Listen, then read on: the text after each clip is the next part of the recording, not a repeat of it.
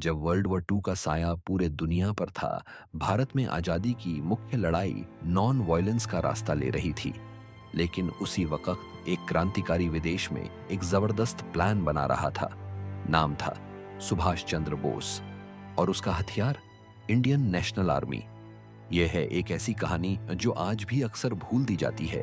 कैसे बोस की Indian national army ने ब्रिटिश साम्राज्य को हिला दिया और काफी हद तक भारत की आजादी का रुख बदल दिया। सुभाष चंद्र बोस इंडियन नेशनल कांग्रेस के एक उभरते हुए नेता थे। 2 बार प्रेसिडेंट बनने के बाद भी उनके विचार गांधी जी के साथ नहीं मिलते थे। गांधी अहिंसा में विश्वास रखते थे, जबकि बोस मानते थे कि आजादी के लिए हथियारों की जरूरत है।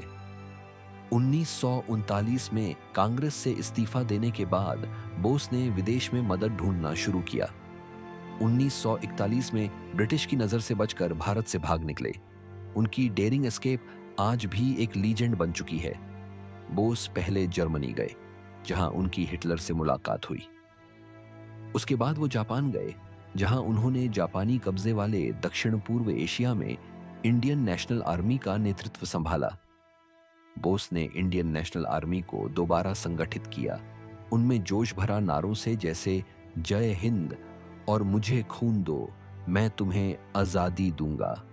उन्होंने 40,000 से ज्यादा फौजियों की एक अनुशासित सेना तैयार की। 1944 में इंडियन नेशनल आर्मी ने जापानी फौज के साथ मिलकर बर्मा के रास्ते से भारत की तरफ ही कदम बढ़ाया। इम्फाल और कोहिमा तक पहुंच गए। ब्रिटिश इंडियन आर्मी ने जोरदार रेसिस्टेंस दिया। इंडियन नेशनल आर्मी के पास मॉडर्न वेपन्स और एयर सपोर्ट नहीं था, लेकिन उनका भारत की मिट्टी पर कदम रखना ही एक बड़ा सिंबॉलिक मोमेंट था। पहली बार बोस के नेतृत्व में भारतीय तिरंगा भारत के अंदर लहराया गया। इंडियन नेशनल आर्मी की कैंपेन शुरू में सफल रही, लेकिन बाद में ब्रिटिश अटैक्स, बारिश और सप्लाई की कमी की वजह से फौज पीछे हटने लगी। लेकिन बोस का असली प्लान काम कर गया, क्योंकि इंडियन नेशनल आर्मी के आइडिया ने ब्रिटिश इंडियन आर्मी के अंदर भी विद्रोह के बीज बोने शुरू कर दिए थे।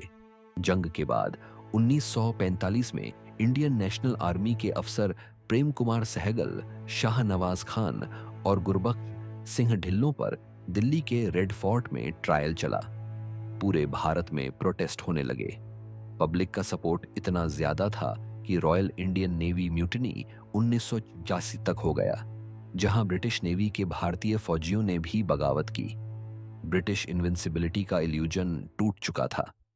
ब्रिटिश इंटेलिजेंस रिपोर्ट्स और लीडर्स जैसे क्लेमेंट एटली ने बाद में माना कि उन्हें डर था कि इंडियन नेशनल आर्मी जैसा विद्रोह अगर ब्रिटिश इंडियन आर्मी के अंदर से हो गया तो पूरा एम्पायर टूट जाएगा। उनकी अपनी आर्मी भरोसे के लायक नहीं रह गई थी। आजादी कोई मोरल गिफ्ट नहीं थी, यह एक मजबूरी थी ताकि ब्रिटिश एम्पायर कोलैप्स न हो। इंडियन नेशनल आर्मी ने भारत को तलवार से आजाद नहीं किया, लेकिन यह साबित कर दिया कि भारत के लोग आजादी के लिए लड़ने को तैयार हैं, तन से, मन से और विचारों से।